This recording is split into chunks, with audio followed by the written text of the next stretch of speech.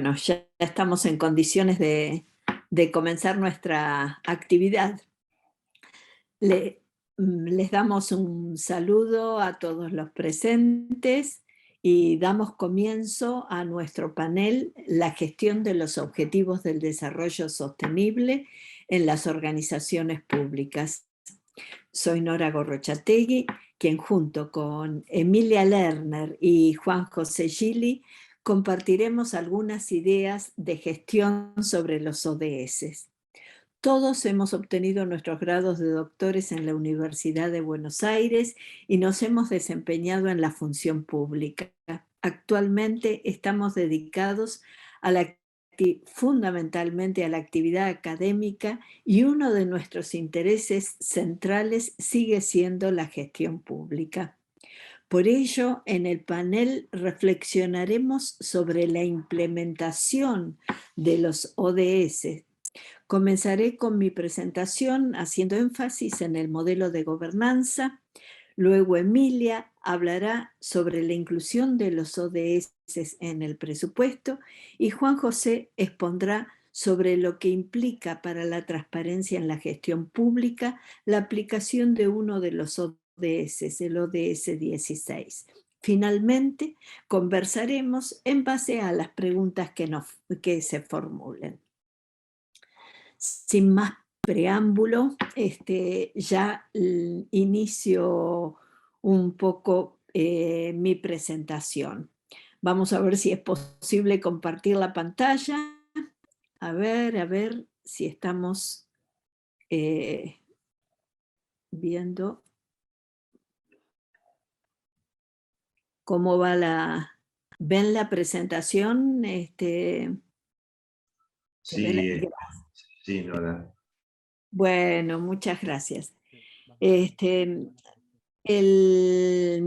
planteo para mi presentación parte del hecho del carácter integrado e indivisible de los ODS, y esto presenta un desafío a los mecanismos de coordinación al interior del aparato estatal y de este con sus partes interesadas. Esta problemática está directamente relacionada con el modelo de gobernanza que se utiliza para llevar adelante los ODS.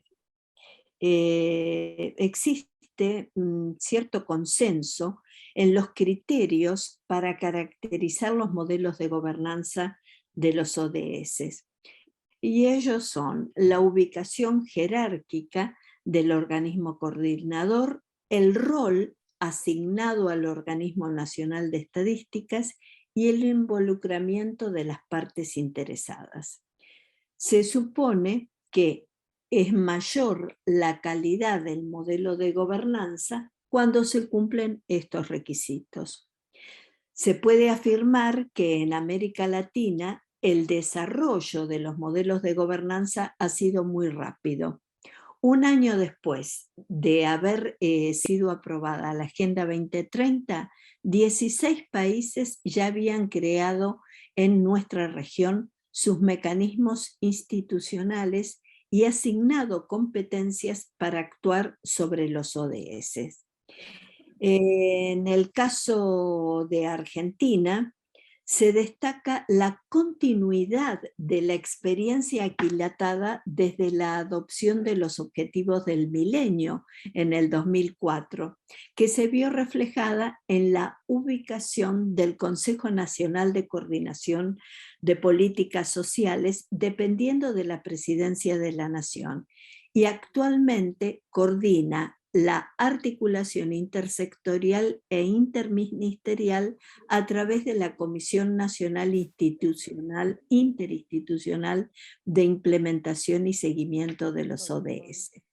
En los informes voluntarios e informes país que hemos presentado, se da cuenta de las actividades de coordinación realizadas al interior del aparato estatal, tales como la priorización de las metas de los ODS, las intervenciones de política pública, tanto aquellas que se consideran como contribución directa hecha solamente por un ministerio para avanzar en alguna meta de los ODS, como las contribuciones transversales, o sea, aquellas cuyo logro depende de más de un ministerio. También en los informes se especifica la coordinación de la Dirección Nacional de Coordinación del Presupuesto Nacional y la Jefatura de Ministros, a fin de visualizar la inversión del país según los ODS. El Congreso de la Nación y las instituciones superiores de auditoría también han adoptado los ODS, pero no se menciona explícitamente en los informes. Más recientemente se dio un rol destacado al Organismo Nacional de Estadística para realizar un seguimiento claro y efectivo del avance de los ODS a partir del núcleo priorizado de indicadores y metas adoptadas. Esto de metas adoptadas quiere decir que se toman los mismos indicadores que se consideran a nivel internacional. Y también se han tomado algunas metas adaptadas, o sea, que aplican cierta variación en función del contexto nacional. Con relación al tercer criterio, la relación entre organismos públicos con otras partes interesadas, se destaca la firma de convenios. Por ejemplo, y para mencionar algunos ejemplos, el Consejo Interuniversitario Nacional, el Consejo de Rectores de Universidades Privadas y la articulación con otros actores de la sociedad civil, como por ejemplo el Foro de Participación Social, y también podemos mencionar la vinculación con el Pacto Global. Lo que hay que destacar en este tema es que existe articulación, pero los actores no gubernamentales no son considerados miembros decisores sobre las acciones en materia de los objetivos de desarrollo sostenible. En síntesis, la gobernanza de los ODS en Argentina contempla avances en la ubicación del organismo coordinador al más alto nivel político, y también el rol destacado dado al organismo de estadísticas. El involucramiento de actores no gubernamentales y la transparencia de la información sobre el avance de los ODS constituyen todavía campos perfectibles de la gobernanza. Si bien el modelo de gobernanza genera condiciones favorables para la implementación de los ODS, la pregunta central es cuánto hemos avanzado en el logro de los ODS en general y en nuestro país.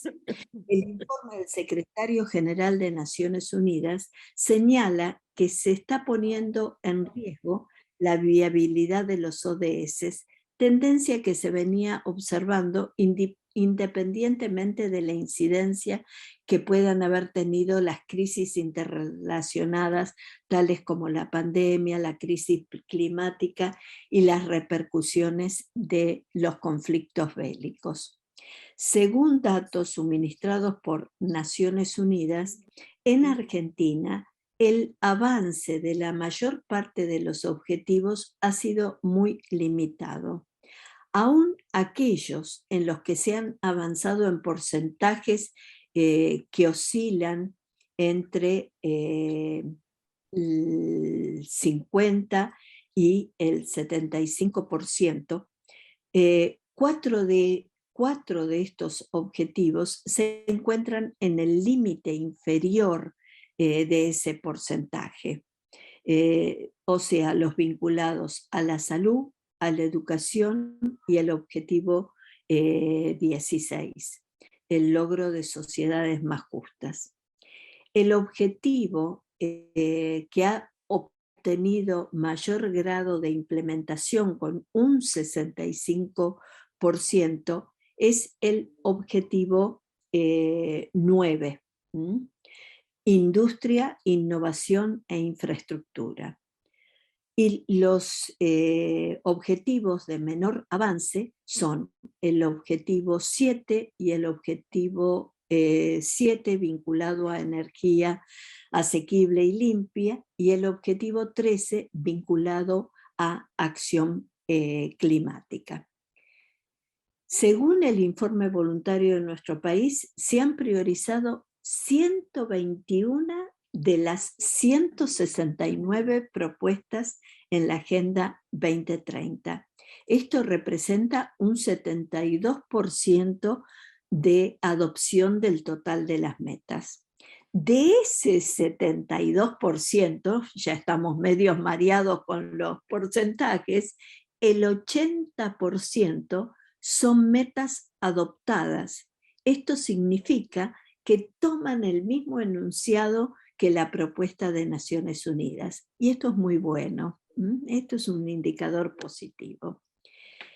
Cabe señalar también que en nuestro país se ha instrumentado un repositorio de intervenciones de política pública que se actualiza anualmente, indicando la meta a la que se incorpora y se aporta, el organismo responsable y los datos que dan cuenta de su objetivo, su naturaleza y sus componentes. Así se informa que en el año 2020, en el periodo 2020-2021, correspondientes precisamente a la pandemia, las intervenciones de política pública enfatizaron la lucha contra el hambre, el trabajo, la disminución de las desigualdades y la educación, señalándose más de 100 intervenciones. Llama la atención un solo dato, que en el objetivo vinculado a la salud, o sea, el objetivo 3, garantizar la vida sana, solamente en este periodo se mencionan entre 40 y 59 intervenciones. La información sobre la cantidad de intervenciones es válida en términos cuantitativos, pero sin duda adquiriría mayor transparencia si se evidenciaran las asignaciones presupuestarias correspondientes para dar idea de la magnitud del esfuerzo realizado. Los montos que se mencionan realmente son de poca significación. Los informes que produce el país contienen abundante información sobre la cual el público especializado puede beneficiarse. Sin embargo, a nivel de difusión masiva de la temática, todavía es posible hacer un esfuerzo adicional. Si la información suministrada sobre los ODS asociadas a cuestiones críticas para la población solo sirve para promocionar acciones gubernamentales, se constituye en un foco de descreimiento y los resultados son plausibles de ser cuestionados. Por lo tanto, cobra importancia el proceso de producción y comunicación de la información.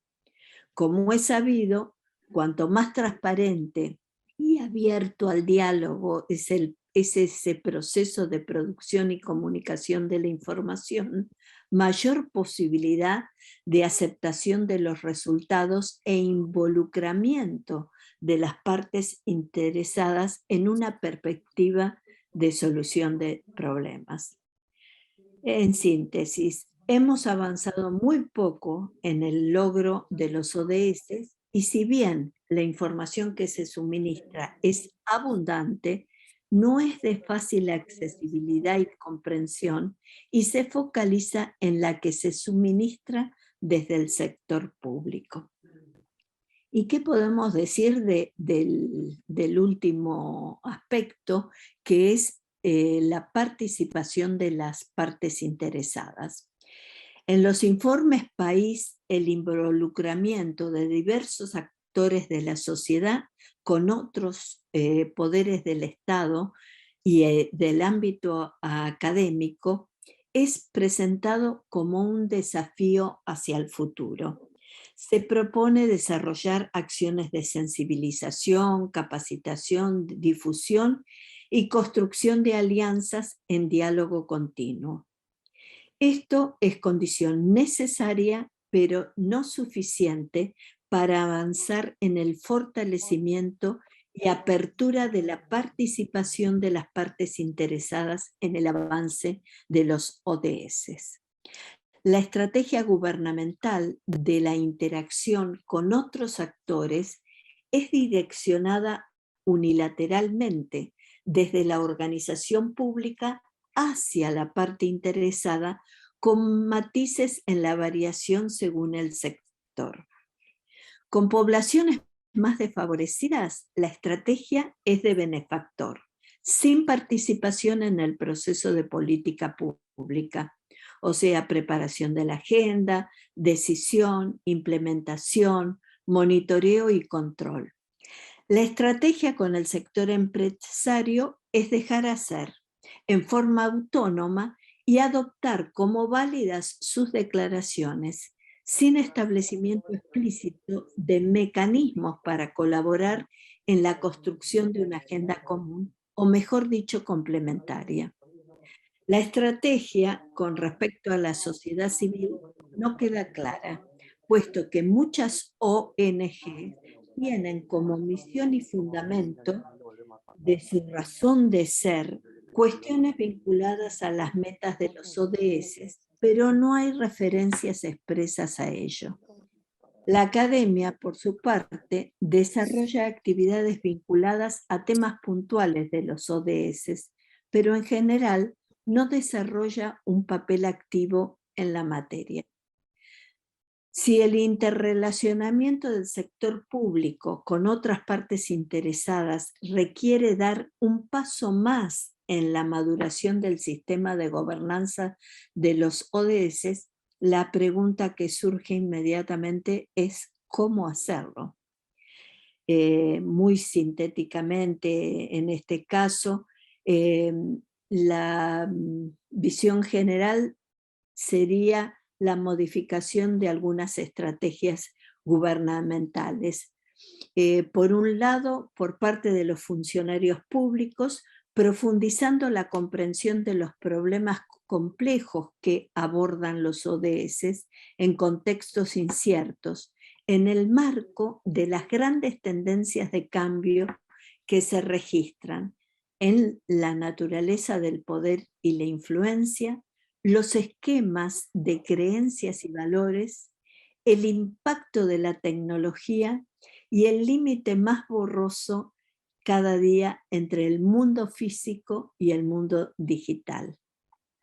La comprensión del contexto, según mi opinión, llevará al entendimiento de que soluciones y propuestas generadas únicamente desde las organizaciones públicas pueden llegar a ser incompletas, inconsistentes y resistidas. Las estrategias gubernamentales deberían dejar de considerar a los ciudadanos como beneficiarios, clientes, y abandonar la postura de controlar la conversación para dar paso a estrategias que consideren la co-creación, el valor de la inteligencia colectiva, la generación de ámbitos de escucha e incorporación de partes interesadas en las distintas fases del proceso de políticas públicas. Estaríamos así ante una gobernanza colaborativa. En síntesis, el modelo de gobernanza de los ODS, quiero dejar un mensaje positivo. En Argentina ha evolucionado progresivamente a partir del fortalecimiento de la estructura institucional desarrollada para su gestión y con la incorporación reciente del organismo nacional encargado de las estadísticas oficiales, el cual ha adoptado mayoritariamente las orientaciones del sistema internacional para lograr el seguimiento de las distintas metas. Todavía el modelo es perfectible en cuanto al incremento de la coordinación interinstitucional e interjurisdiccional al interior del aparato público y en la apertura de la participación y el involucramiento de las distintas partes interesadas. Hasta acá. Hemos corrido con los tiempos y después tendremos tiempo seguramente de conversar más en detalle. En este momento doy la palabra a Emilia Lerner, que el título de su presentación es precisamente ODS, Políticas Transversales y su reflejo presupuestario. Adelante, bueno, buenos días. Nora, ahí tenías una pregunta, así que la dejamos para cuando el final, terminen, para que la veas. Bueno, buenos días, mucho gusto. Yo soy Emilia Lerner y voy a tratar de comentar algunas cosas porque tenemos un tiempo breve, pero igual están las ponencias, si después les interesa, de cómo se refleja a nivel presupuestario el tema de los ODS. Así que voy a tratar también de compartir una presentación para que sea más divertido la exposición. A ver si se ve. ¿Se ve? Sí, sí, Emilia, se ve. Ah, perfecto. Bueno, no voy a ser repetitiva sobre algunos aspectos que ya planteó Nora, pero bueno, el contexto en el cual uno analiza estas políticas de ODS obviamente es el tema de las dificultades que se han visto para el cumplimiento de las metas planteadas en un contexto que cambió internacionalmente, es decir, el contexto en el cual se plantearon esas metas es diferente, aparecieron distintos quiebres a nivel internacional con su correlato en los aspectos nacionales. Ahora bien, bueno, la pandemia, la guerra ahora, y además todos los quiebres que generaron a nivel de cada país. ¿Qué pasó en Argentina? Acá se comenzó hace unos años, pocos años, a tratar de reflejar estos ODS a través de lo que se denominan políticas y estrategias transversales. ¿Qué son?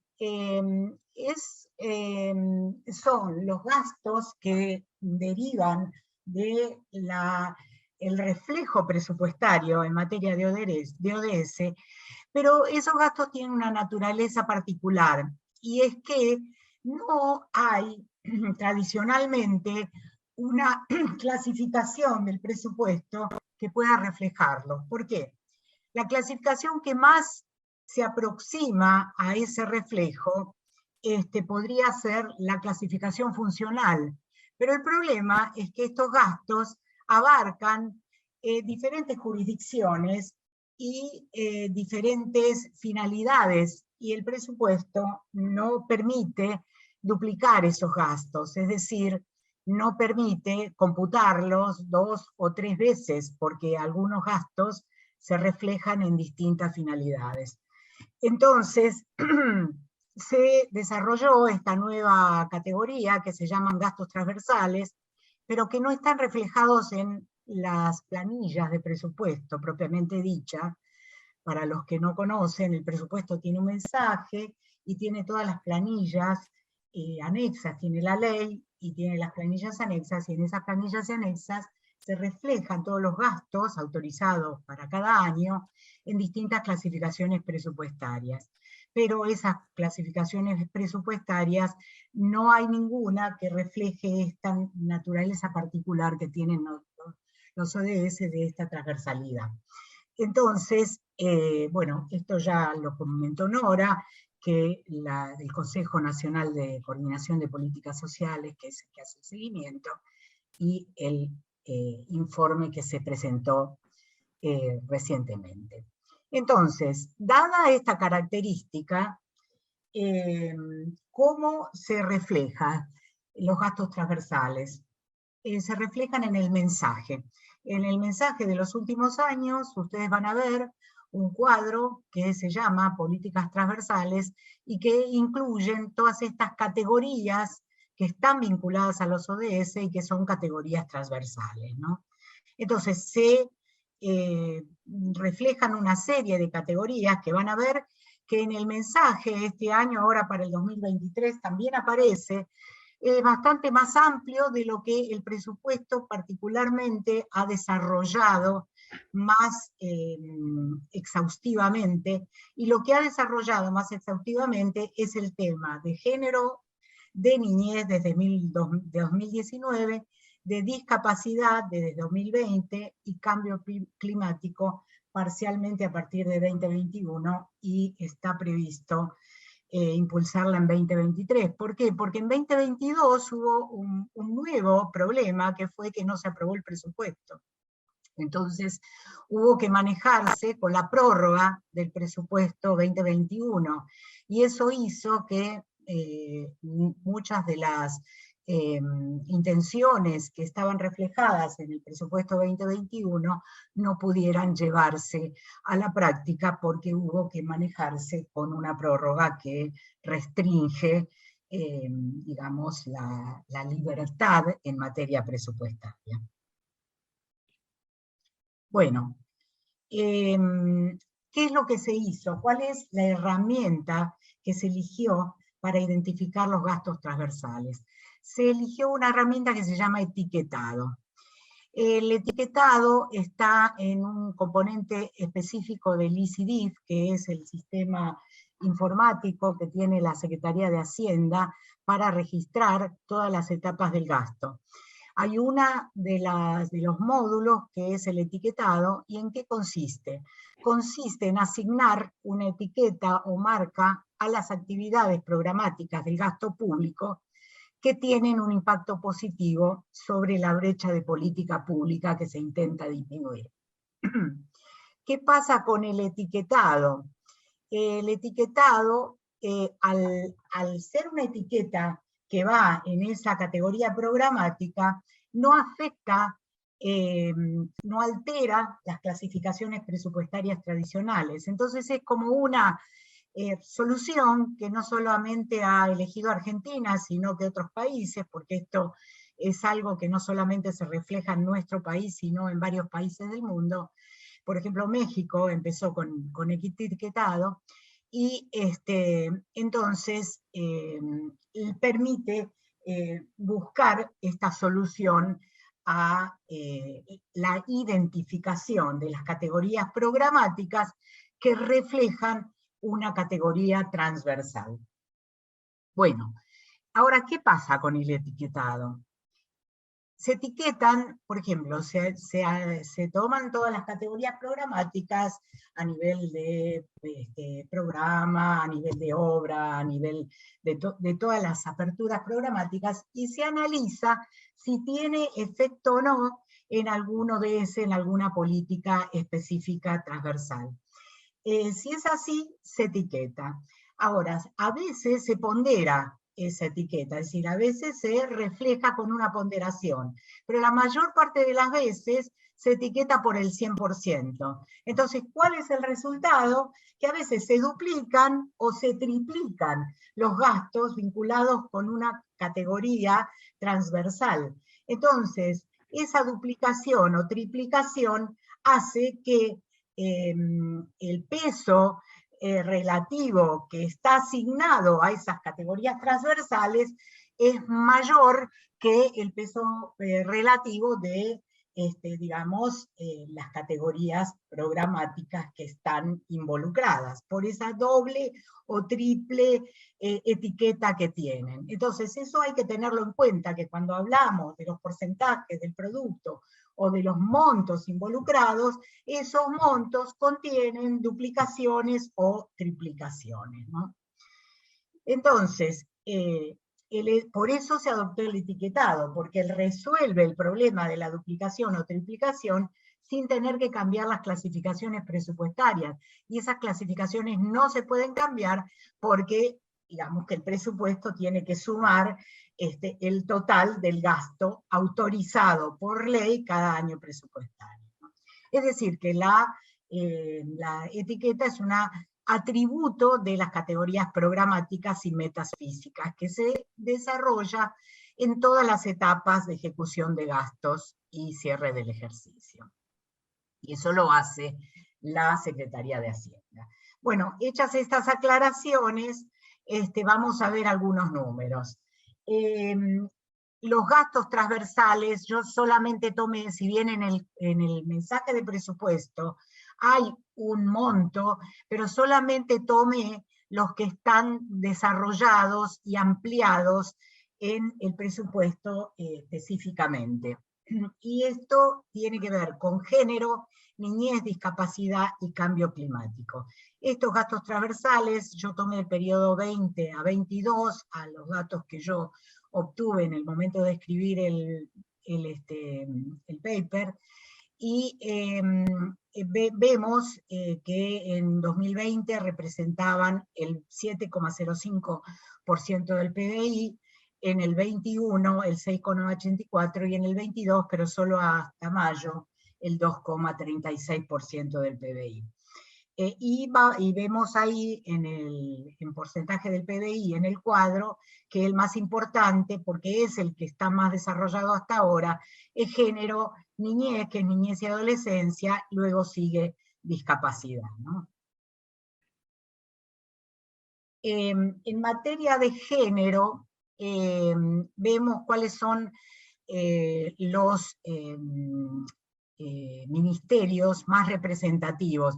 Fijémonos que si bien hay una transversalidad, esa transversalidad todavía no está suficientemente desarrollada, porque a pesar de que se van etiquetando los gastos de distintas jurisdicciones, ese proceso todavía no está totalmente avanzado, y entonces, a pesar de que hablamos de una transversalidad y una interacción entre distintos ministerios, esa identificación de las partidas presupuestarias vemos que no está tan desarrollada porque está bastante concentrada en uno o dos ministerios. En el caso de género, vemos, hay un elemento interesante como para reflexionar, y que es el siguiente. Nosotros, cada gasto presupuestario, cada categoría programática está expresando una cadena de valor. Y hay diferentes tipos de cadenas de valor en el sector público. Hay cadenas de valor que generan bienes y servicios, hay cadenas de valor que están representadas por transferencias, hay otras que son cadenas de valor que se refieren a regulaciones, y las cadenas de valor que están representadas por transferencias, que son la mayoría las que corresponden a estos gastos que estamos planteando, porque la mayoría son representadas por transferencias, muchas de esas son recurso intensivas, pero hay otras que no son tan, si bien son recursos intensivas, pero hay otras acciones del sector público, tanto en materia de género, niñez o en discapacidad, que no son tan recurso intensivas, hay algunas cadenas de valor, y sin embargo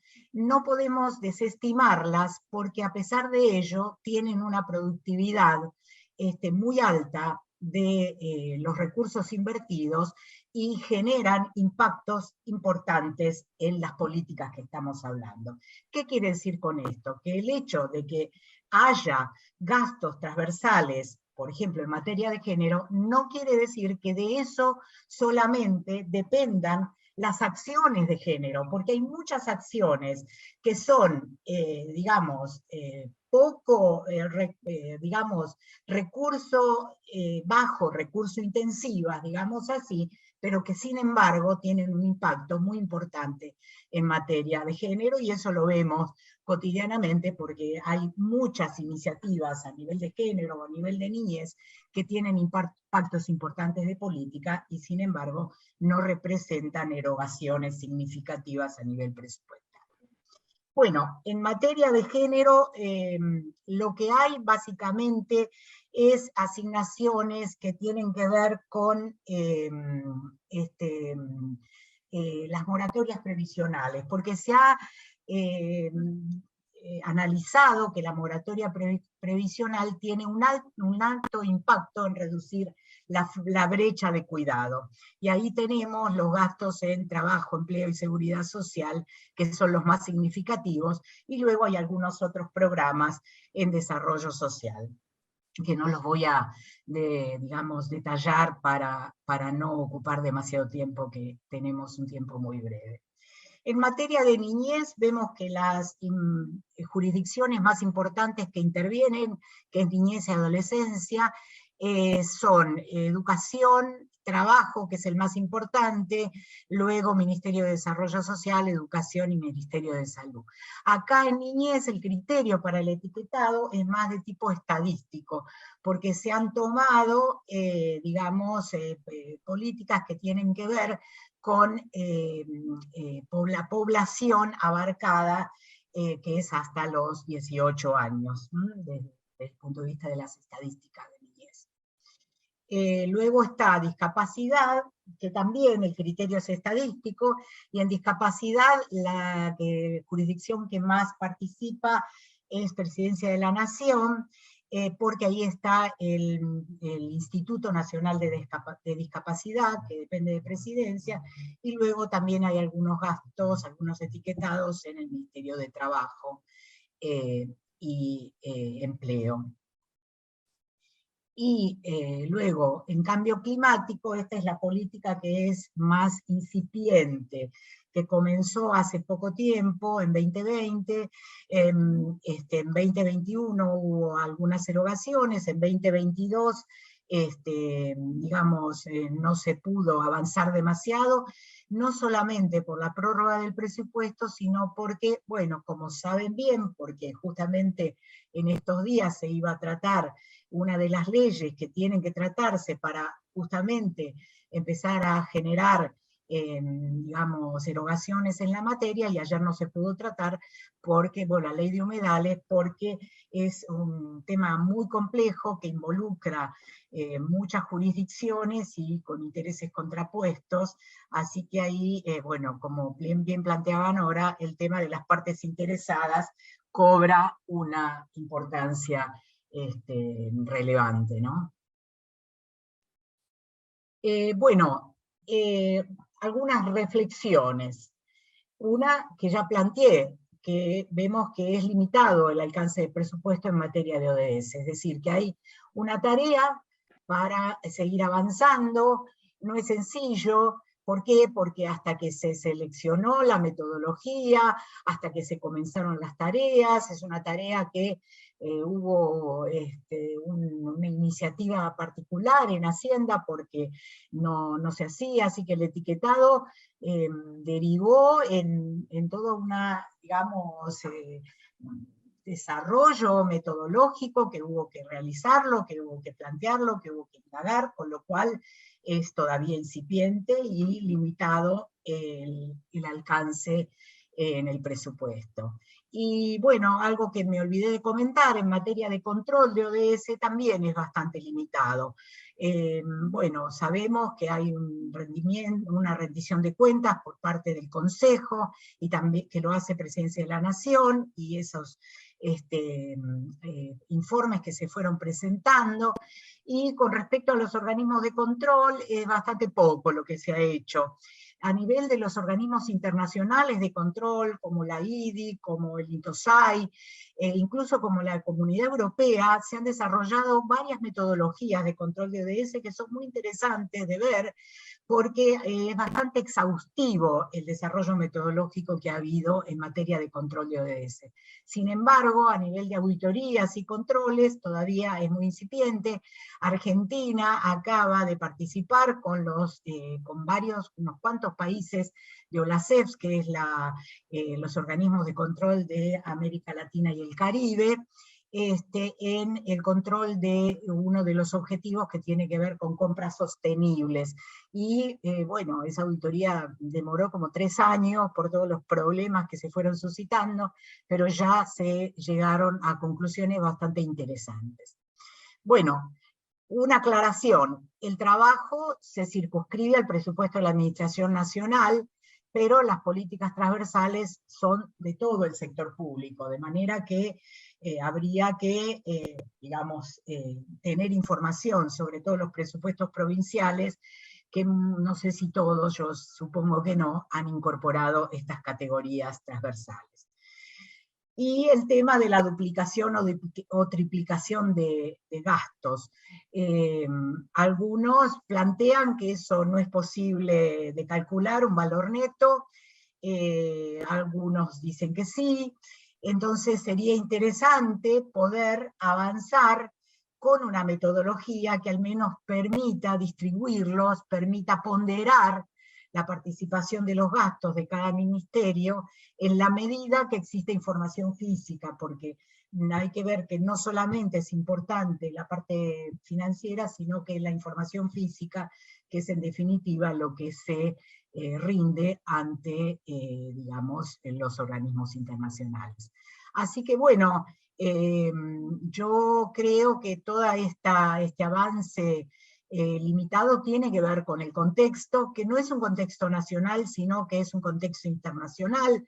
Yo ya escuché a gente, a especialistas hablar de la Agenda 2050 y no de la Agenda 2030, así que eso también plantea el grado limitado de avance de estas cuestiones, y creo que, bueno, que Argentina ha hecho su aporte o su avance en esta materia, pero sin duda es una materia importante porque tiene que ver con la gobernanza y tiene que ver con la interacción de distintas políticas públicas, que en definitiva es lo que permite pensar en una calidad de vida en nuestro país y en el mundo mejor, ¿no?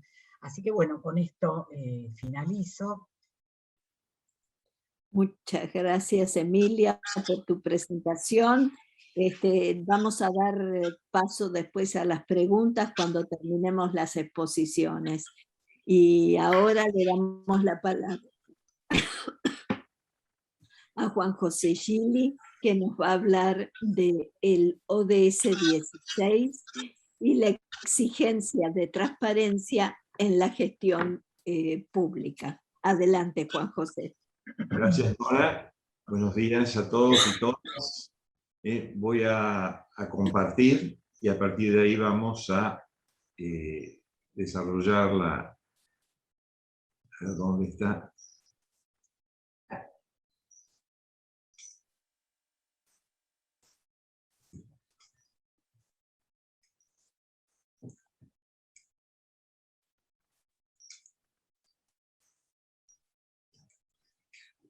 Bueno, ¿se puede ver la proyección? Sí.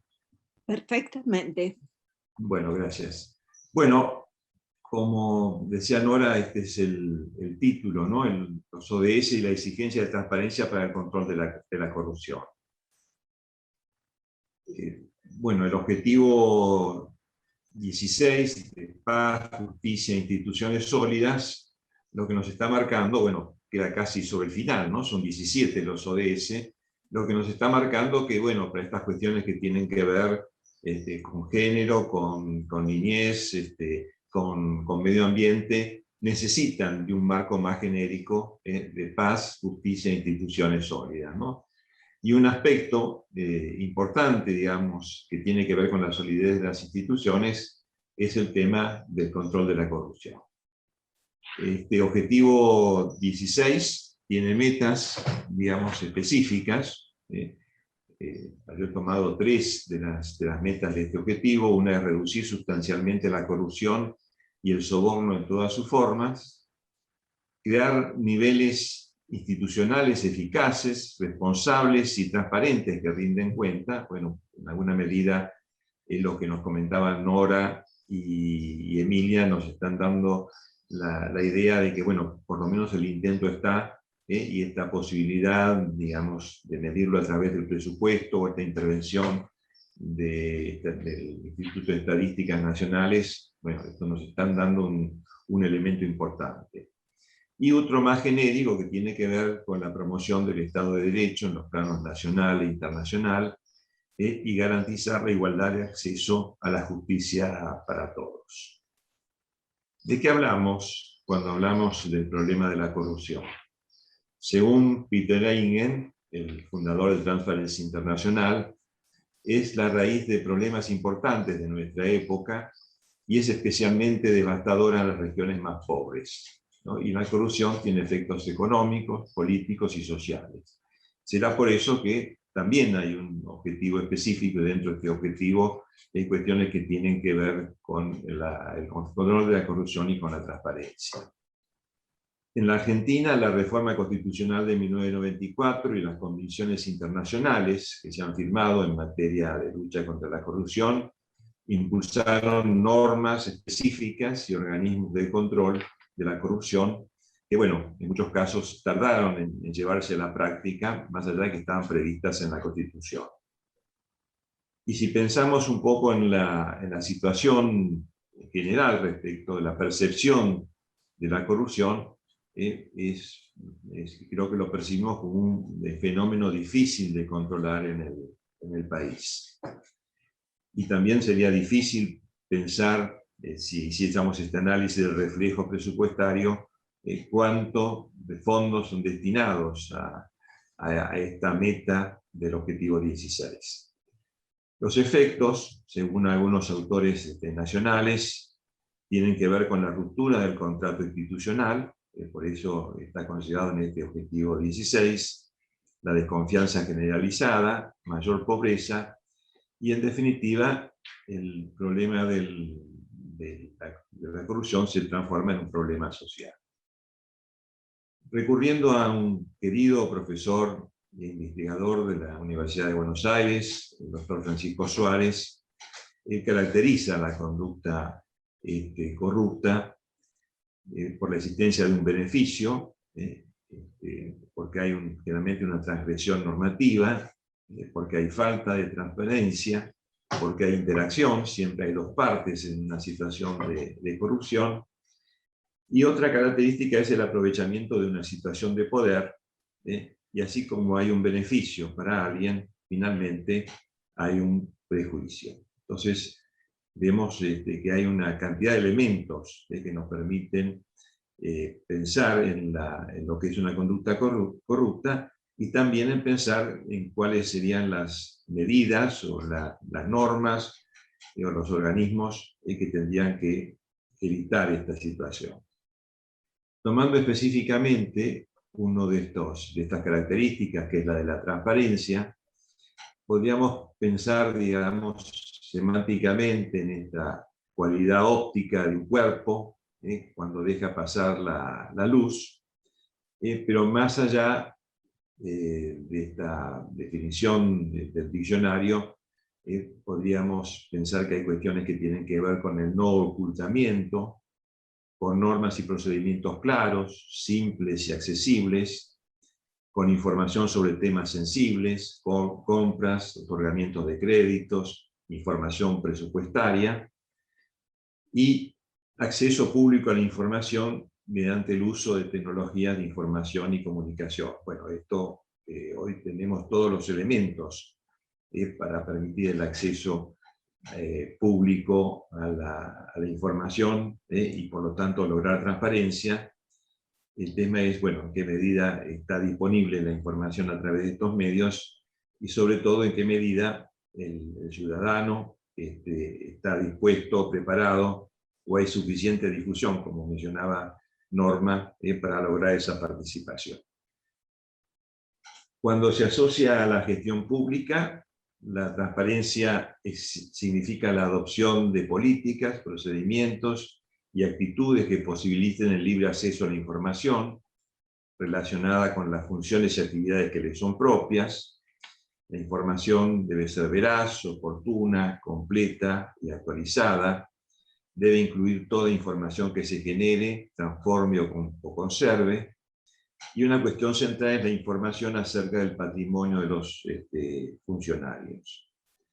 La apertura y disponibilidad de la información genera confianza en la sociedad, en sus instituciones, coadyuva a la gobernabilidad y a la rendición de cuentas, y sobre todo a la participación, que era un aspecto que mencionaba Nora. El acceso a la información, ¿no? La influencia de los medios de comunicación y de las redes sociales ha favorecido el surgimiento de un nuevo poder, la voz del ciudadano. Bueno, el acceso a la información, como decíamos, debe ser libre, gratuita, con mínima formalidad y celeridad. Y especialmente la administración debe reconocer al ciudadano, que el ciudadano es el dueño de la información que produce y guarda. La información acerca de la gestión es una condición necesaria, pero no suficiente. El Estado debe respetar el derecho del ciudadano a acceder a la información pública y mantener mecanismos que permitan el ejercicio de ese derecho. Y aquí tenemos un elemento importante, que fue la Ley de Acceso a la Información, que después de 15 años de demoras, de un proyecto que estaba, se concreta en el año 2016, la Ley 27275, y el impacto, digamos, de la promulgación de esta ley en el índice de transparencia internacional fue notable, y evidentemente es un instrumento valioso justamente para ver el cumplimiento de estas metas que propone el objetivo, el ODS 16. ¿Cuáles son los principales puntos? Bueno, obliga a los tres poderes, al Ministerio Público, a los partidos políticos, a los gremios, a las universidades y empresas que reciban aportes públicos, a dar información que requiera a todo ciudadano en un plazo acotado. Bueno, aquí una cuestión importante es la amplitud que esto tiene, ¿no? Estamos hablando de gremios, estamos hablando de universidades y también de empresas que reciben aportes públicos o eventualmente subsidios.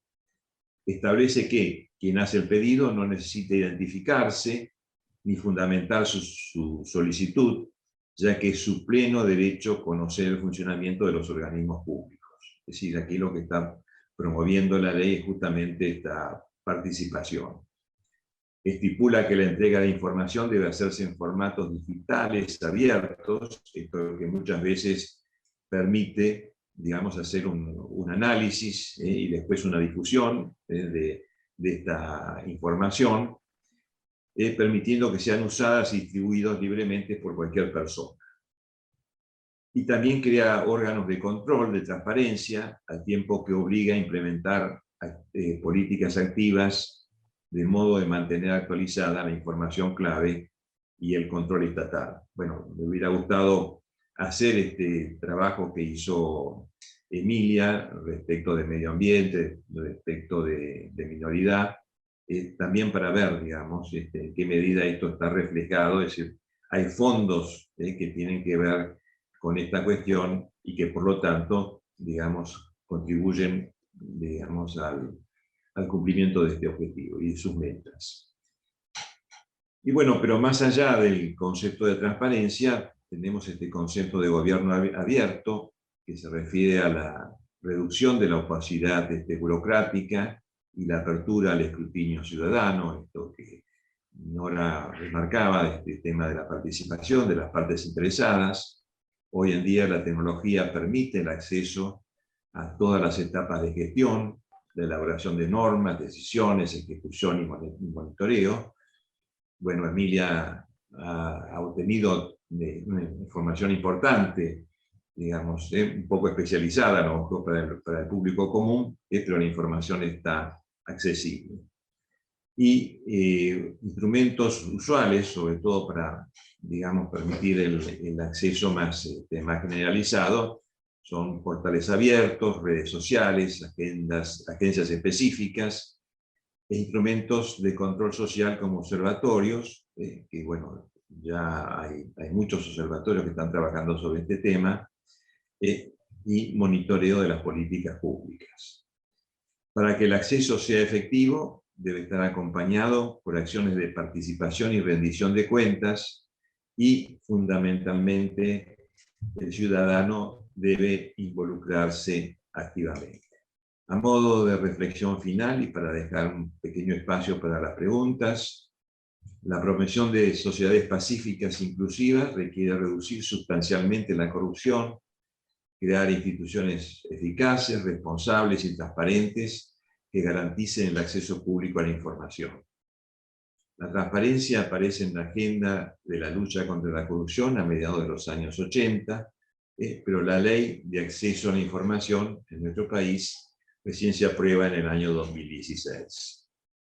El término gobierno abierto, en un concepto más amplio, implica leyes de acceso a la información, portales de acceso de datos abiertos, agencias específicas, instrumentos de control social como observatorios, monitoreo de políticas públicas, etc.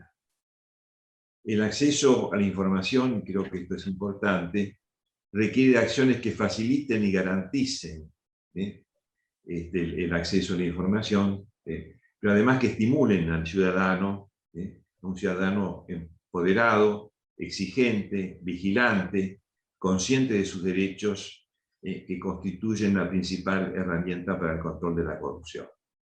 Y evidentemente también esta condición, como bien nos marcaba Nora en su exposición, es una cuestión fundamental también para controlar y desarrollar estas metas que proponen los ODS. Bueno, muchas gracias. Muchas gracias, Juan José. Y estamos, la verdad que hemos hecho nuestras exposiciones. Desde ya los que nos están acompañando los invitamos a que nos hagan algunas preguntas en caso de que así lo deseen. Y para ir, mientras van pensando si tienen alguna pregunta de especial interés, me gustaría preguntarte, Juan José. Nora, te hicieron una pregunta, no sé si la viste en el chat. Sí, acá hay una pregunta de Rosana, en realidad es un comentario que hace Rosana sobre, sobre la transparencia.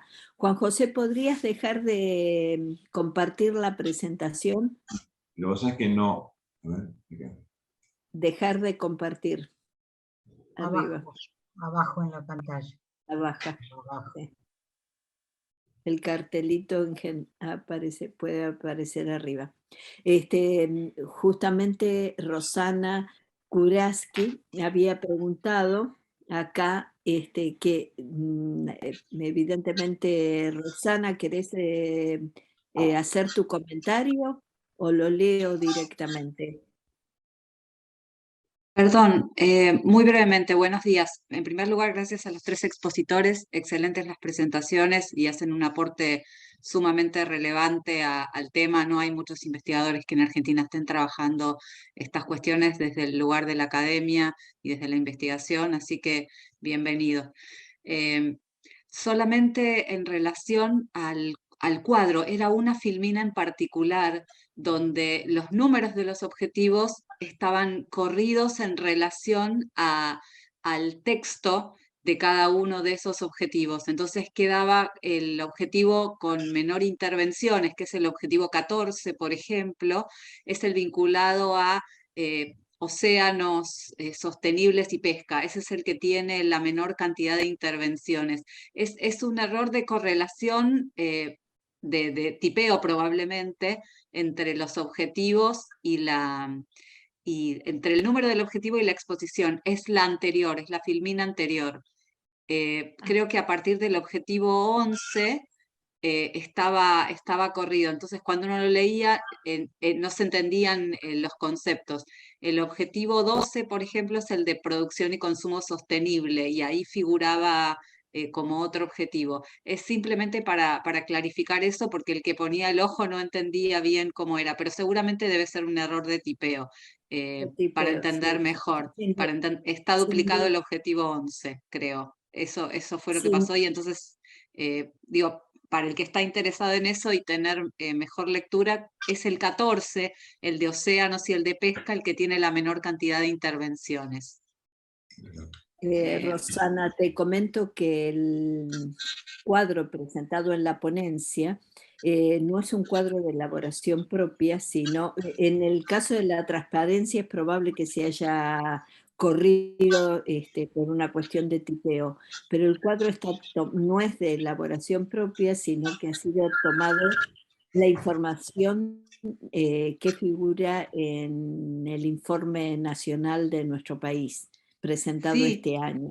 sí, lo conozco y tuve la posibilidad de incluso de participar en la elaboración desde Ah, un fantástico. organismo en el que yo estoy trabajando, que es el ex Ministerio de Agricultura, Ganadería y Pesca. Por eso sé que son las intervenciones vinculadas a océanos las que tienen menor cantidad de intervenciones, y sí coincido en todo lo que se presentó en relación a los tres tipos de abordaje, el de la transparencia, el del presupuesto y por supuesto al abordaje integrado de participación, etcétera, en todo lo que se ha dicho. Simplemente hacer esa salvedad, que están corridos los objetivos en relación al texto del objetivo y el número del objetivo, para entender mejor dónde está puesto el foco más en las intervenciones y dónde menos. Simplemente eso, muchas gracias.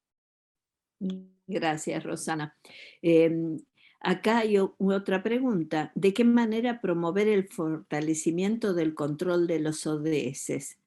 Es- El la control. persona que está haciendo la pregunta no tiene cámara, por eso, a ver, Sí, el si tema del querés puedo hablar un poquito yo, porque cuando se habla de control, digamos, me siento vamos a criticada. contestar, Emilia, vamos a contestar muy sintéticamente porque nos quedan solamente Bueno, 5 minutos. ok. El tema de la metodología está muy desarrollado. O sea, desde el punto de vista metodológico, yo diría que el control estaría en mejorar las condiciones para poder avanzar. Cuando hablo de control, hablo de no solamente de la Auditoría General de la Nación, donde yo trabajé muchísimos años, sino también de los propios mecanismos de control de los propios organismos. Es decir, habría que incentivar la cuestión del control en todas las instancias, desde la gestión, desde el control interno y desde el control externo. Pero eso tiene que ver con la planificación de los distintos organismos y con el énfasis que se asigne. Yo por lo que veo, veo que se está asignando poco a poco un poquito más de participación en los planes de estos organismos. Pero bueno, también tiene que ver con el avance en la ejecución del tema, porque el control, digamos, puede controlar los avances de la gestión. Así que creo que es digamos, como un proceso sinérgico que con el tiempo va a ir de a poco mejorando. Gracias a Marisa que ha hecho esta pregunta y también vinculado para cerrar porque teníamos seguramente muchos puntos más para comentar sobre nuestras propias presentaciones, pero a raíz del comentario que ha hecho Rosana, agradeciéndonos que estamos investigando desde la academia, un poco para cerrar y el mensaje desde la academia, ¿qué rol debería cumplir la academia en torno al cumplimiento de los ODS? Es una reflexión que podemos dejar a la audiencia. No sé, Juan José, si querés comentar algo sobre este tema. Bueno, a mí se me ocurre que así como el tema de la responsabilidad social en su momento, digamos, se introdujo y tuvo una fuerte presencia, por lo menos en ciencias económicas, que es el ámbito en que nosotros trabajamos, creo que también el tema de la sostenibilidad y de los ODS también puede tener esa presencia. Lo que requiere es, bueno, familiarizarnos con estos temas. Bueno, creo que por eso fue tu idea de armar este panel para este Congreso de Administración Pública, ¿no? Así es.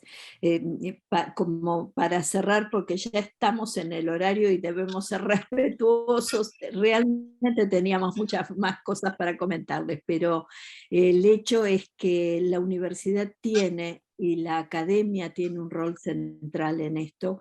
Las conferencias mundiales de educación superior están señalando claramente el tema de los ODS. En la reunión que se realizó este año en Barcelona, que fue la tercera conferencia mundial de educación superior, se destacó la vinculación de la enseñanza superior con los ODS, no solo para preparar la mano de obra eficaz, calificada, sino también para conservar los valores y propósitos de la educación superior. Y en cuanto al tema de los objetivos del desarrollo sostenible, se señaló expresamente en las conclusiones la necesidad de reconocer distintos paradigmas y dar cabida a la educación, no solo de los adultos que trabajan, sino también a las personas mayores, a los graduados y a los estudiantes no tradicionales. O sea que esto está vinculado directamente en la necesidad de abordar la responsabilidad social que tiene la universidad para hacer avanzar en la comprensión de los problemas de la ODS, proponer soluciones y generar un ámbito de discusión. Estamos justamente cumpliendo nuestro horario específico. No sé si quieren dar unas palabras de cierre, Emilia, Juan José. ¿Hay alguien que levantó una mano? ¿Puede ser?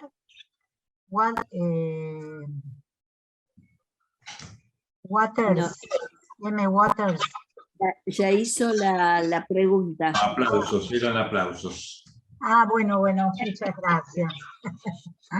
No, yo simplemente para un pequeño comentario, que en el presupuesto 2023, en el mensaje, las categorías que están en el cuadro de políticas transversales son jubilados y pensionados, igualdad de género, políticas de ingresos, infraestructura social y productiva, niñez y adolescencia, educación, formación y desarrollo de conocimientos, políticas de defensa y seguridad, políticas de salud, políticas de discapacidad, de inserción laboral y empleo, cooperativas mutuales, ambiente sostenible y cambio climático, políticas alimentarias, fomento de la producción, innovación y tecnología aplicada, políticas de apoyo a las pymes, políticas de juventud y justicia y derechos humanos.